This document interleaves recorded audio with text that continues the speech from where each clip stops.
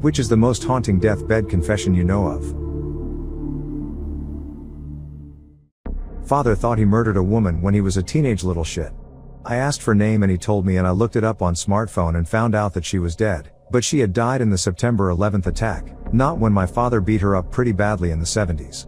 It was a weird sense of relief that he didn't directly murder someone, but also acknowledge he was a woman beater who thought he had legitimately killed someone. It was weird, but the priest gave him last rites. I confirmed to him he didn't murder anybody. You survived that just to die on September 11th, go figure. No exoneration for my father at all. It was his worst sin he left untold till his deathbed.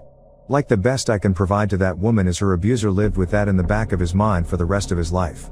I hope her and her family knows the abuser was suffering and never forgot how harmed her. My grandmother confessed to me that I'm adopted.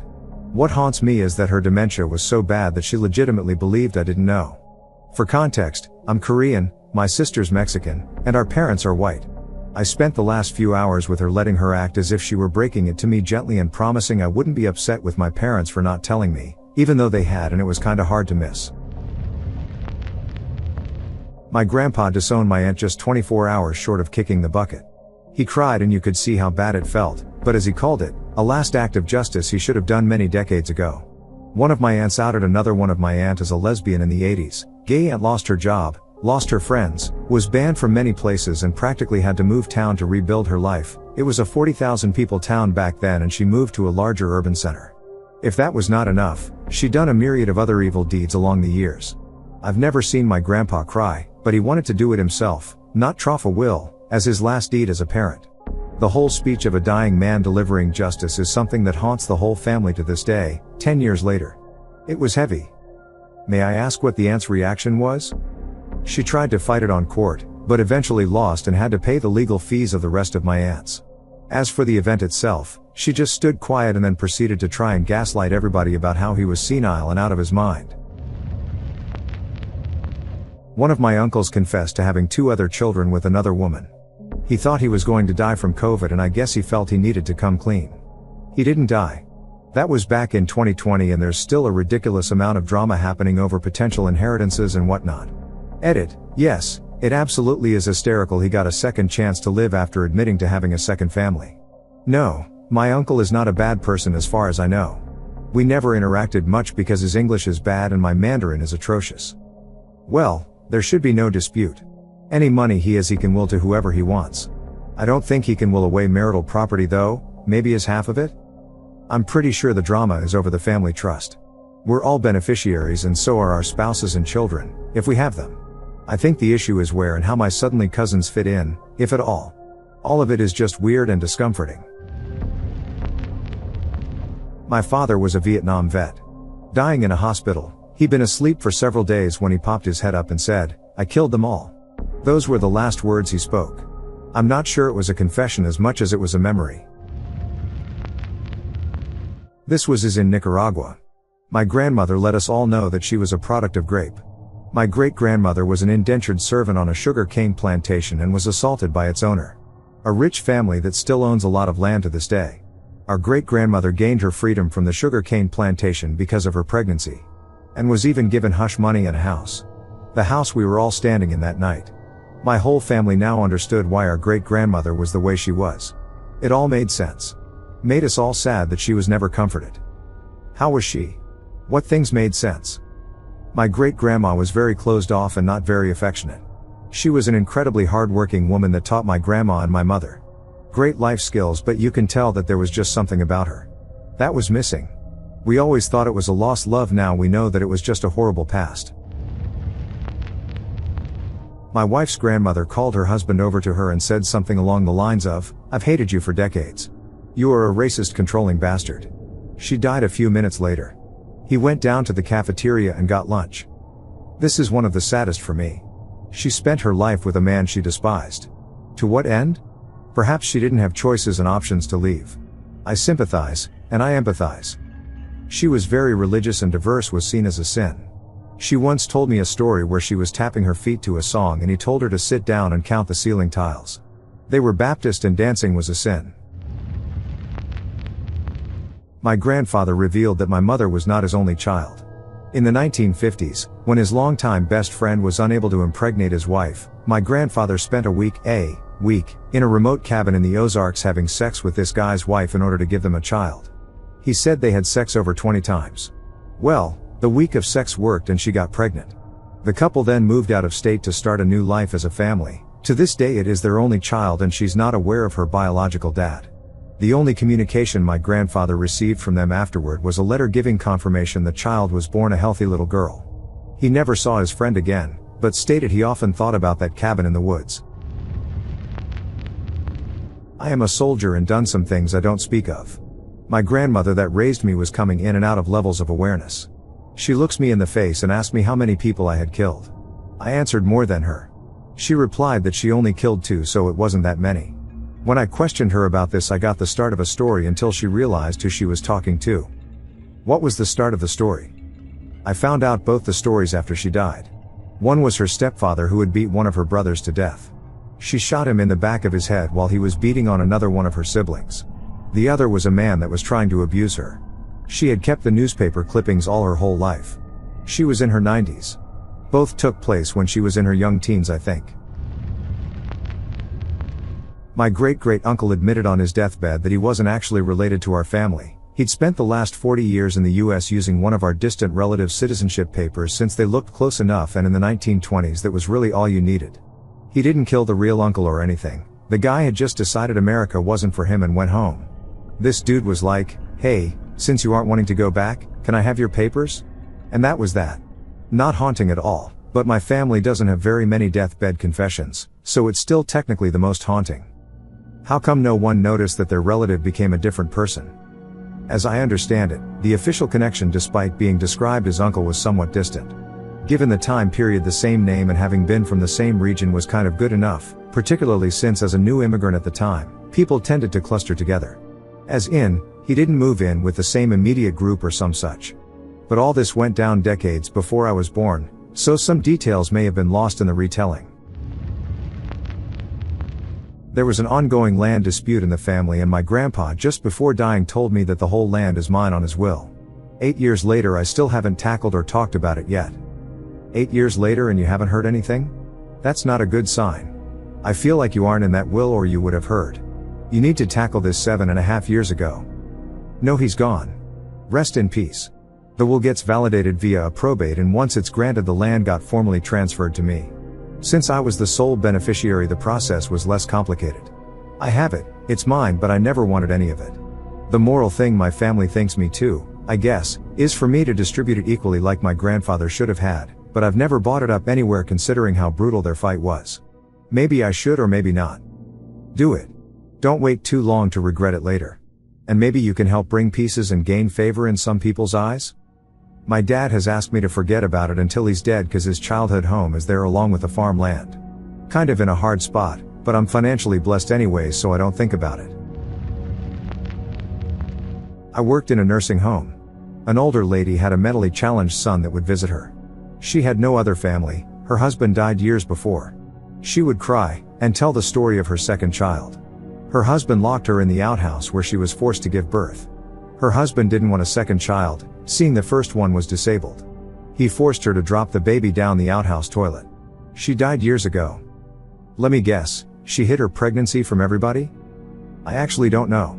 She might have hid the pregnancy, she might have told people she had a miscarriage. She lived somewhere north of Clara City, Minnesota, so, pretty rural. You could go a while without seeing anyone. The outhouse likely doesn't exist anymore. Most outhouses have been filled in / taken down by now. We had an old one, but no one has used it in decades. I worked there in the early 2000s. She was in her late 90s then. She had the same last name as me, but it's a common name here. Reading these is crazy. All my grandpa said on his deathbed was, "Can someone turn off that smell after I open my breakfast burrito?" Poor guy. Getting crop dusted on his deathbed with breakfast burrito farts, the worst kind of farts, terrible way to go out. Lol, seriously, I felt terrible afterwards. Not anyone I know personally, but I think it may have been a snap judgment story or something. Basically, this man admitted that he was a pedo on his deathbed. He was actually very proud of himself because he never hurt a child but was very aware, and scared, that he could if he ever slipped. Basically, he never smoked, never drank, never did anything that might compromise his judgment. This man lived one of the strictest lives ever just so that he would never hurt a child. Honestly, I never thought I would have so much respect for one. If I can find the story, I will share a link, but I am just going off the top of my head for now. I worked in an old folks' home for over a year. We had one guy who was dying from complications of Parkinson's disease. He was placed on hospice and was inching closer to death, and he would scream in his sleep and while awake. He would yell/scream, begging, "Please forgive me. Tell your children, I'm sorry." One day, one of my coworkers said, "That's the bomb," in front of the patient, and my patient's face lost all color and asked if we had ever heard of the Manhattan Project. At the time, it didn't click what he was talking about, but I continued to listen. He talked about bombs and stuff he helped engineer and how he has been haunted his whole life. He never told his family about his involvement in the project because he was too overwhelmed with shame. He asked me if the melted children he sees, death visions, will ever forgive him. It was super rough. By any chance was this in New York? I saw this post on BuzzFeed and had a family member who fits this exact profile. Apologies for bringing up a difficult subject. This happened in California, but the patient was originally from the New York area. Not really this, but my mom was raised in Kentucky where all the miners and coal operators were in conflict in the 1930s and on, and she told about some older man who had worked for the coal company and had presumably done some bad stuff on their behalf. Car bombs, shootings, I don't know. As he lay dying in the hospital years later, the coal company had someone sit in his room 24 hours to be sure he did not do any deathbed confessions. Creepy as hell, I always thought. But, how does that prevent him from a deathbed confession? I mean, if he just blurts out what he knows, what are they going to do? Kill him? Not being an ass, honest question. No idea. My mother didn't witness it, it's a community story. But I am guessing if it was so important for him to be quiet, it wouldn't be hard to imagine unplugging something or using a pillow. A family friend that I knew when I was a child confessed as he was dying that he had used an assumed identity of a dead friend for his entire adult life. He was a Jewish child in Germany, and there was a program in the UK to accept 10,000 Jewish refugee children from Europe. He was slightly over the age to qualify, but a younger friend of his was murdered by the Nazis and he took the opportunity to steal the identity of this other boy. He escaped to the UK and eventually moved to North America, started a family and lived out his life. He never told anyone, including his wife who passed away long before he did, because he was afraid he would be deported back to Germany, even many decades later. As he was dying, he finally told his children. Crass to say, but that's badass.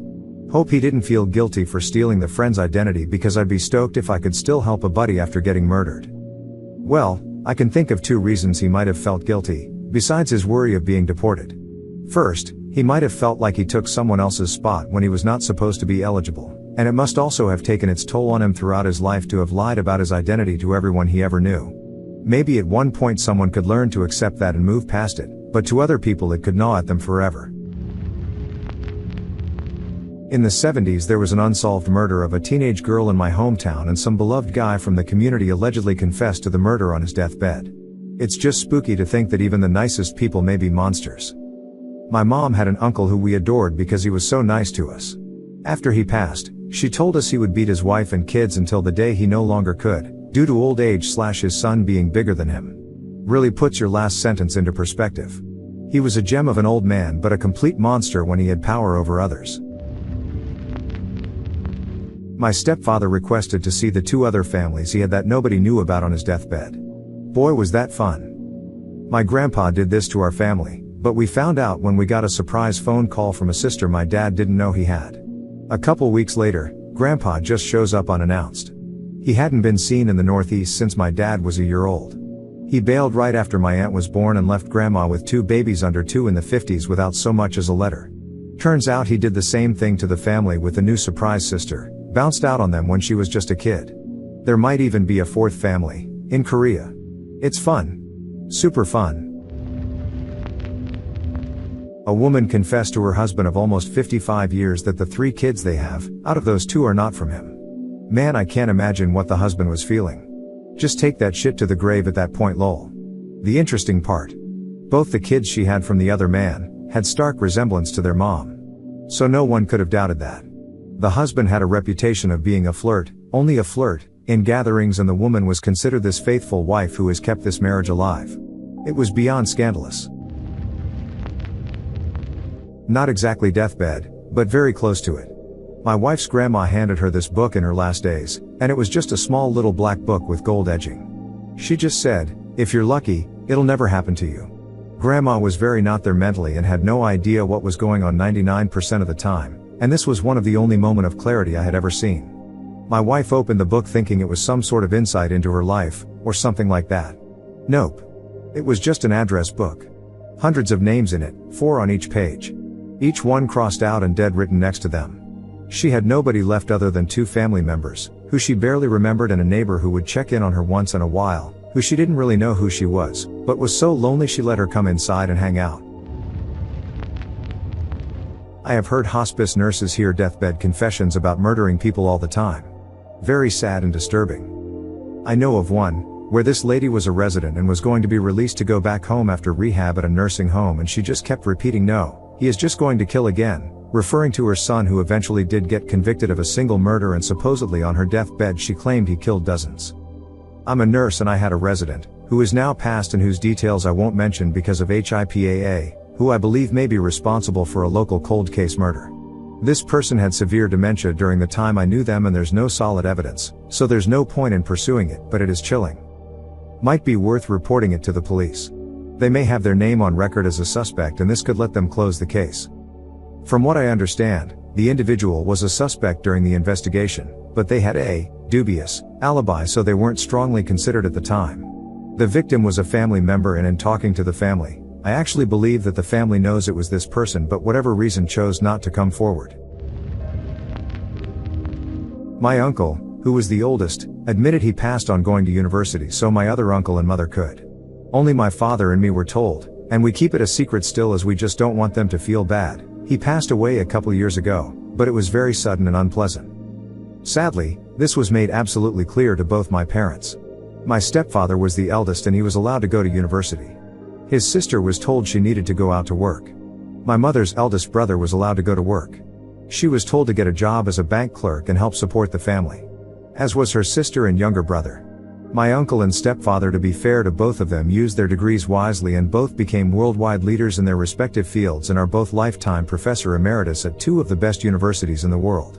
My mother, on the other hand, studied later in life and also has a PhD and was ridiculously successful academically, being acknowledged by the UK royal family, without trying to give away too much private information.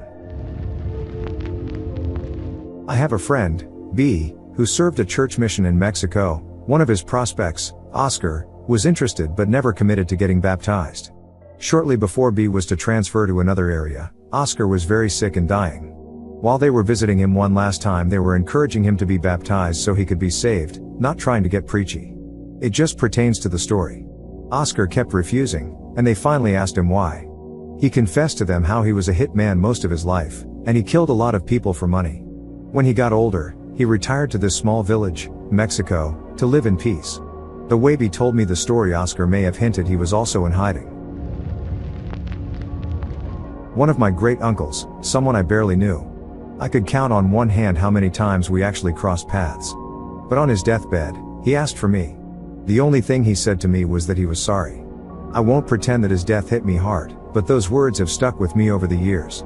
Why would he apologize to a 13-year-old who was practically a stranger? My mom says he was likely sorry for not being there for me, but I don't know why he'd feel that way.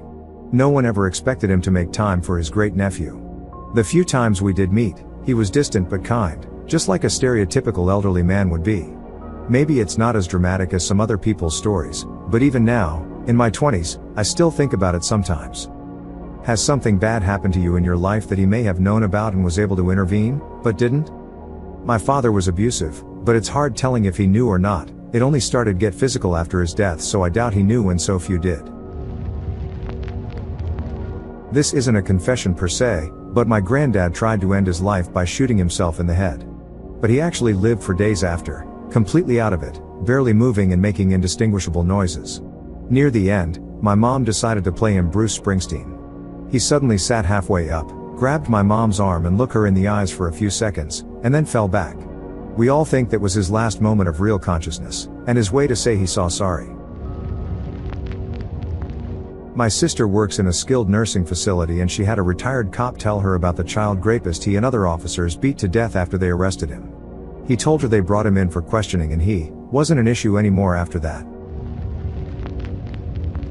For decades I was told my father's first wife had taken her own life. A few days before he died, he told me he murdered her, gunshot to the heart. I still have the pistol. Whoa. Frankly, I wasn't surprised. He was one fucked up individual. High IQ type who was also a manic depressive alcoholic. Attorney, regular Army lieutenant colonel. He ended up embezzling a lot of money. When he got caught he was already dying of congestive heart failure, but he intentionally stopped eating and died. My grandfather had apparently 2 families, but what made this super creepy was the fact that my cousin got the news on Grandpa's deathbed after he requested seeing his older son, my uncle, which wasn't in the country, so my cousin had to pass as my uncle, and that's when Grandpa told him the news. I remember watching my cousin getting out frozen, crying in shock. It was a pretty powerful scene to watch. A father revealed to his family that he owned an obscene amount of land, and had been helping other families in need by letting them live on the land and farm it for years. We're talking he owned double-digit farms that no one in his social circle knew were his. The sheer land wealth he owned suggested he had monetary fortunes hidden away that no one knew of, and never were recovered after his death. His family didn't exactly live in outright poverty, they always had what they needed to live, but the family home was an outdated half-ruin by the time he died, and all of his many children grew up sharing rooms and having to find their own way in life without any money or assistance from him. When he passed, 800 people attended his funeral, and the family knew, maybe 100 of those people. People came who were devastated beyond the family of his death, proclaiming him some sort of living saint, very contrary to their own opinion of him, and among the visitors were many famous and important people from the county this occurred in. After his passing, the family was only able to inherit the original farm they knew existed, and it seems that, in accordance with his wishes, the people he had let rent his land were given it, and it largely seemed to be a result of government interference, not wanting anyone, other than him, apparently, to suddenly inherited that much land and be able to affect the crop yield in the nation to such an extent. Wild concept for Westerners, but many states are much more controlling. I was personally a witness to much of this and have to say that what the family went through was wild. He wasn't actually on his deathbed yet, but my grandma's husband, with whom she had been married to for 40 years, was diagnosed with cancer and told he had only a couple months to live. He then proceeded to tell my grandma that he cheated on her the entire time and never actually loved her. Then he survived, and a couple years later they got back together. It was only for a couple months because then he really died, but I still don't like that man for what he did to my grandma. I would say hate, but I decided to forgive him just so I'm not carrying that shit around with me wherever I go. What's worse is they met after my actual grandpa cheated on her and she was on the run to avoid her feelings. They met in a bar and pretty much just ran away together. Everyone thought they had the most beautiful marriage, including me. We had Christmas at their house every year. He taught me how to replace an alternator and things like that. It was beautiful. Until it wasn't. Good damn, I hate that he did that to her. She didn't deserve any of that. Love you, Grammy.